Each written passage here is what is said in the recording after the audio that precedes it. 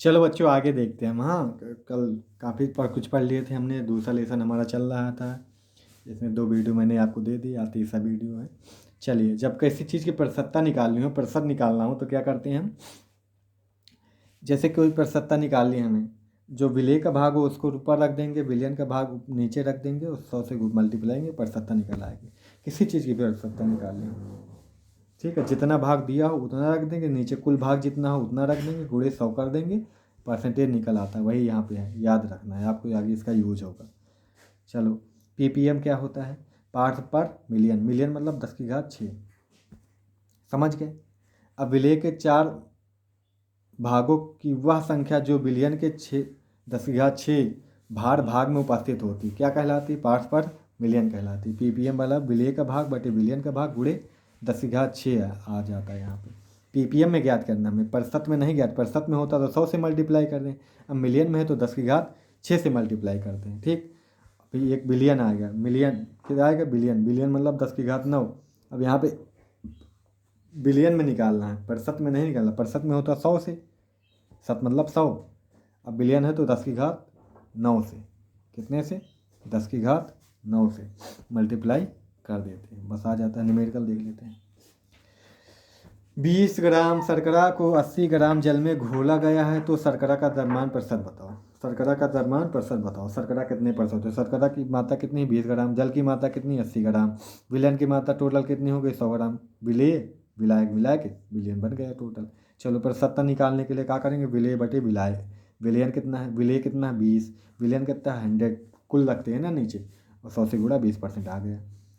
20% ही तो है 20 ग्राम। 100% होता है। 80 जल था तो 20 ग्राम वो था, तो 20% कुल मिलाकर इसे भी समझ में आता है ना, वही चीज़ आ गई। चलो, अब अगला देख लेते हैं। अगला देखो, 11 ग्राम ऑक्जेलिक अम्ल से 500 ml विलियन बनाया हो तो गया, इस विलियन का घनत्व कितना है? घनत्व 1.1 ग्राम प्रति ml हो तो ऑक्जेलिक अम्ल के विलियन का द्रव्यमान प्रतिशत बताओ। ऑक्जेलिक अम्ल के विलियन का द्रव्यमान प्रतिशत बताओ। ऑक्जेलिक अम्ल की मात्रा कितनी है? 11 ग्राम। विलियन का आयतन कितना है? 500 ml। विलियन का घनत्व कितना है? 1.1। विलियन का द्रव्यमान कितना हो जाएगा? द्रव्यमान बराबर तो पता है ना, घनत्व बराबर भाई द्रव्यमान बटे आयतन। तो द्रव्यमान बराबर क्या हो जाएगा? m बराबर d इंटू वी। तो वही तो किए हैं, घनत्व रख दिए और आयतन रख दिए, तो विलियन का क्या आ गया? द्रव्यमान आ गया इतना। समझ आ गई बात? निकल आया। अब बस प्रतिशतता निकालनी है, तो विलेय का इतने मात्रा, विलियन की इतनी मात्रा, बस गुणे 100, प्रतिशतता आ गई। समझ आ गई बात? 2% आया है। ठीक बेटा, हो गया। चलो, अब लिखा 2%, ये W/V लिखना है, मतलब आयतन है, और V है, ये विलेय है, ये विलियन का आयतन है। ठीक है, 2% है विलेय।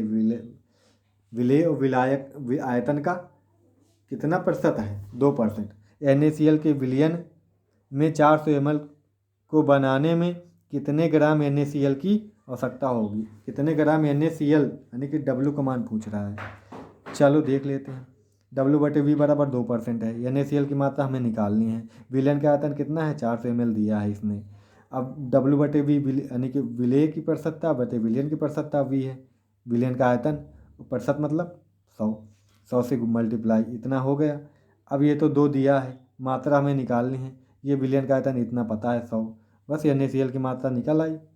समझ आ गई? इसको इधर भेज देंगे, 800 हो जाएगा। 800 भागे ये 2 0 2 4 दूनी 8, 8 ग्राम आ गया। हो गया।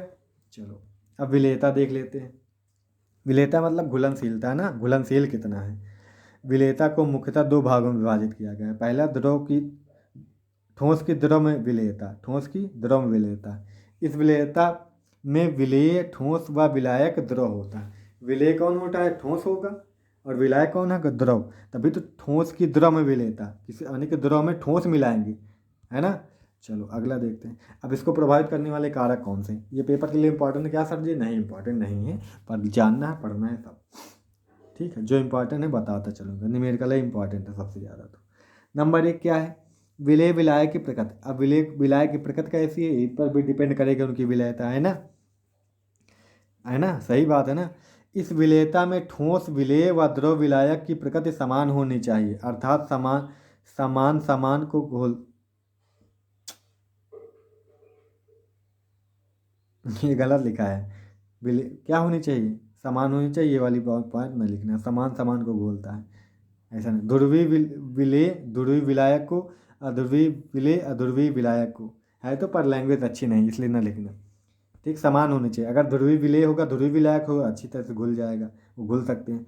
अध्रुवीय विलेय होगा, अध्रुवीय विलायक होगा, तो अच्छी तरह से घुल सकते हैं। समझ आ गई बात। अलग अलग होंगे तो नहीं घुलेंगे, दिक्कत होगी फिर। ताप, ताप का क्या प्रभाव होगा, ठोस की द्रव में विलेयता ताप बढ़ाने पर बढ़ जाती है। ताप बढ़ाओगे ठोस की विलेयता द्रव में बढ़ेगी, क्योंकि ठोस जो होगा उस वो भी थोड़ा ताप बढ़ाने पर द्रव में बदलेगा ना।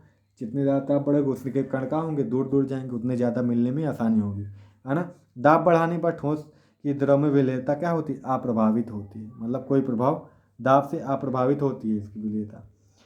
अब गैस की द्रव में विलेयता है। अब क्या है बेटा, गैस की द्रव में विलेयता है। इसमें गैस विलेय व द्रव विलायक होता है, जिसमें गैस की द्रव में विलेयता को अवशोषण गुणांक द्वारा व्यक्त किया जाता है। ठीक है, अवशोषण गुणांक द्वारा व्यक्त किया जाता है। अब विलेय विलायक की प्रकृति इसमें कैसी होनी चाहिए, गैस विलेय व द्रव विलायक की प्रकृति समान होनी चाहिए, इसमें भी समान होनी चाहिए। ध्रुवीय ध्रुवीय होनी चाहिए, अध्रुवीय अध्रुवीय होनी चाहिए। नोट, यदि गैस विलेय द्वारा विलायक के साथ यौगिक का निर्माण करती है तो गैस की विलेयता क्या होती है, बढ़ जाती है। यदि कोई गैस है विलेय द्वारा विलायक के साथ यौगिक बना ले तो क्या होती है, विलेयता बढ़ जाती है। अब जैसे ये गैस है, ये द्रव अगर इसमें यौगिक बन जाता है इनके मिलने से, विलेयता फिर क्या होगी, बढ़ जाएगी। ठीक है, अगर नहीं बनता तो विलेयता वैसे ही रहेगी, फिर नहीं बढ़ेगी। जैसे ये गैस H2O से मिलते तो ये बना लेते हाइड्रोजन कार्बोनेट। ठीक, अब ताप बढ़ाने से गैस की द्रव में विलेयता घटती है क्योंकि ऊष्मा मुक्त होती है। समझे बेटा, ऊष्मा मुक्त होती है। प्रश्न, ताप बढ़ाने से गैस की द्रव में विलेयता घटती है क्यों, ऊष्मा मुक्त होने के कारण, ऊष्माक्षेपीय अपक्रिया के कारण। तो ऊष्मा मुक्त होना ही क्या है, ऊष्माक्षेपीय अपक्रिया है, इसीलिए क्या होती है, विलेयता घटती है। गैस की द्रव में विलेयता घटती है क्योंकि गैस तो और जब ताप बढ़ाओगे तो और दूर दूर भागेंगे उसके कण, द्रव होगा उसके भी कण दूर दूर भागेंगे, तो मिलेंगे कहाँ से। सही बात। चलो, दाब का क्या प्रभाव पड़ता है, दाब बढ़ाने से गैस की द्रव में विलेयता बढ़ती है।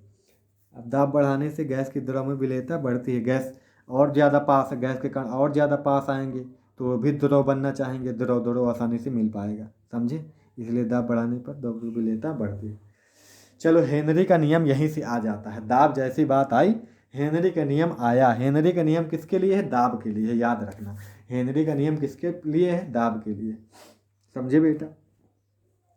चलो फिर देख लेते हैं, हेनरी का नियम इंपॉर्टेंट है, बम्पर इंपॉर्टेंट है, न्यूमेरिकल भी बनता है इससे, फार्मूला भी है, ऐसे भी थ्योरी में पूछा जाता है। समझे बेटा। तो क्लास कितनी मिनट को हुई हमारी, 8 मिनट की, अभी हो जाएगा हेनरी का नियम। 1 मिनट, जस्ट अ सेकेंड बेटा जी। चलो, हेनरी का नियम क्या बोलता है, स्थिर ताप पर गैस की मात्रा लगाए गए दाब के समानुपाती होती है।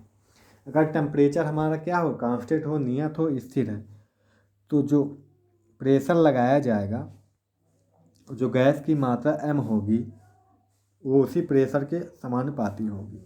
जितना ज़्यादा प्रेशर होगा उतनी ज़्यादा गैस की मात्रा होगी। समझे, इकट्ठी होगी, समझ ले। अब बराबर लगाया के एच आया, के एच क्या है, हेनरी स्थिरांक है, हेनरी नियतांक है, जो भी कहो। ठीक है, एच हेनरी से आया है, चाहे एम गैस की मात्रा, पी लगाया गया ताप।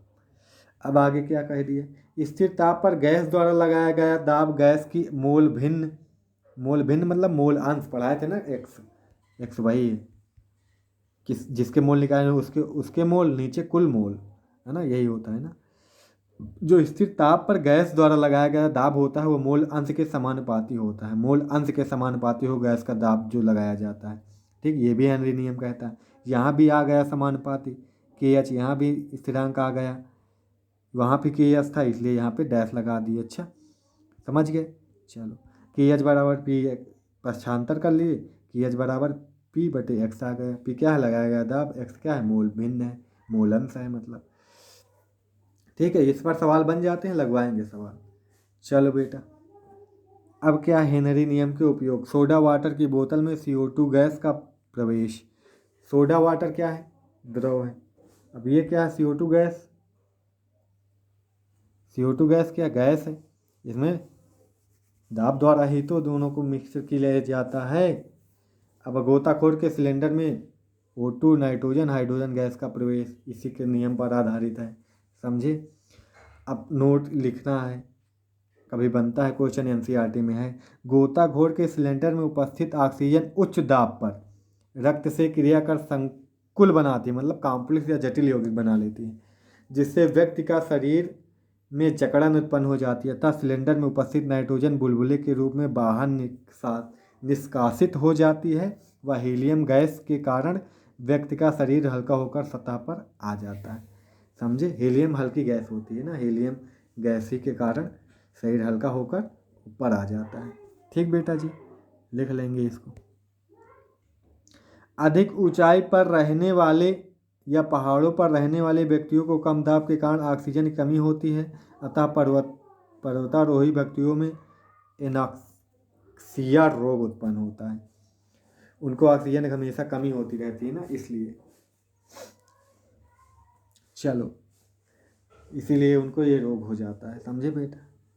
यानी कि दाब क्या होना चाहिए? दाब अधिक होना ही, दाब कम नहीं होना चाहिए, अधिक होना चाहिए। दाब कम हो गया तो समझो गड़बड़ हो गया। ठीक, चलो। दाब कम नहीं होना चाहिए, यही इसका नियम है, बताया ना मैंने। ताप अधिक नहीं होना चाहिए। भाई ताप बढ़ाओगे तो दाब भी क्या होगा? घटेगा ना। दाब का इसलिए ताप भी अधिक ना हो, तभी तो ताप ज़्यादा होगा, दाब भी क्या हो? कम ना हो। ठीक है। अणुसंख्यक गुणधर्म है, बहुत सारे अणुसंख्यक गुणधर्म हैं। एक एक को देखेंगे कि आज ही देख ले सब? एक एक को कल से देखेंगे, है ना। इम्पॉर्टेंट है, सब इम्पॉर्टेंट है, इनका न्यूमेरिकल भी है। समझे? सब एक एक समझेंगे। ठीक बेटा जी, चलो फिर आज की क्लास छोटी सी रखते हैं। अणुसंख्यक गुणधर्म है क्या? यही जो परासर दाब, हिमांक, अवनमन, क्वथनांक, उन्नयन, वाष्प दाब, अवनमन। ठीक है, वाष्प दाब, यही सब है। ठीक है, देख लेते, परिभाषा देख लेते। अच्छा, अणुसंख्यक गुणधर्म किसी विलयन के वे गुण जो विलेय के कणों की संख्या या अणुओं की संख्या पर निर्भर करते हैं। अणुसंख्यक गुणधर्म अणु की संख्या पर निर्भर करे, वही क्या है? अणु संख्यक मतलब संख्या, अणु की संख्या, जो अणु की संख्या पर निर्भर करते हैं, विलेय के अणु की संख्या पर निर्भर करते हैं, वो सभी क्या कहलाते हैं? अणुसंख्यक गुणधर्म। अणुसंख्यक गुणधर्म विलेय की मात्रा पर निर्भर नहीं करते, विलेय की मात्रा पर निर्भर नहीं करते, उनकी संख्या पर निर्भर करते हैं। समझे बेटा? मात्रा चाहे 50 ग्राम हो, 100 ग्राम, इससे नहीं मतलब, उनकी संख्या कितनी है अणुओं की, इस पर डिपेंड करते हैं, याद रखना। चलो, ये 4 प्रकार के होते हैं, चारों के नाम लिख लेंगे आप, पहले हेडिंग डाल लेंगे, इसको कल पढ़ेंगे। ठीक है बेटा जी? ठीक, वाष्प दाब, अवनमन, इसको कल पढ़ेंगे। सब ये सब बहुत, ये अणुसंख्यक गुणधर्म बम्फर इंपॉर्टेंट, सबसे ज़्यादा पूरे लेसन में यही इंपॉर्टेंट है। मैं तो पक्का बोलता हूँ, इनसे तो हर साल आया आता है, न्यूमेरिकल आता है, आपकी भी आया था। ठीक है बेटा जी, चलो तो मिलेंगे कल फिर अगली वीडियो में। अपना ख्याल रखेंगे, आप लोग सबका ख्याल रखेंगे, घर वालों का ख्याल रखेंगे, घर वालों को बाहर नहीं जाने देंगे और ख़ुद भी बाहर नहीं जाएंगे। ठीक है, पढ़ाई करते रहेंगे। अब ना तो लॉकडाउन खुलने की कोई संभावना है अभी, और ना ही स्कूल कॉलेज खोलने की संभावना है, इसलिए आप अपनी नोट्स पूरा करते रहें। लॉकडाउन नॉर्मल होगा, पेपर वेपर लेट नहीं होंगे, मौका ही मिलेगा ना, पेपर ऊपर सब आपके टाइम पे होंगे। अच्छा, सरकारी ऑनलाइन क्लासेस चलवा रहे हैं और विद्यालय ऑनलाइन पढ़ा रहा है। अच्छा, ठीक है, ठीक है। तो जो सब्जेक्ट पढ़ाया जा रहा है उसकी रिस्पेक्ट करो, इज्जत दो। समझे? ये बहुत ज़रूरी है इज्जत देना। अगर आप इज्जत नहीं दे रहे, टीचर जो होता है वो डिमोटिवेट हो जाता है। समझे बेटा? अगर डिमोटिवेट हो जाता है तो उसका वीडियो बनाने का या फिर अच्छे से पढ़ाने का मन नहीं होता है। समझ गए? इसलिए भाई वीडियो को शेयर किया करो, मेहनत को हमारी सफल बनाओ, अधिक से अधिक ये वीडियो देखें बच्चे। ठीक है, आप हमें कापी भेजते रहो, हमें पता चले आप पढ़ रहे हो, आप लिख रहे हो। नहीं तो क्या ही मन होगा हमारा, बताओ?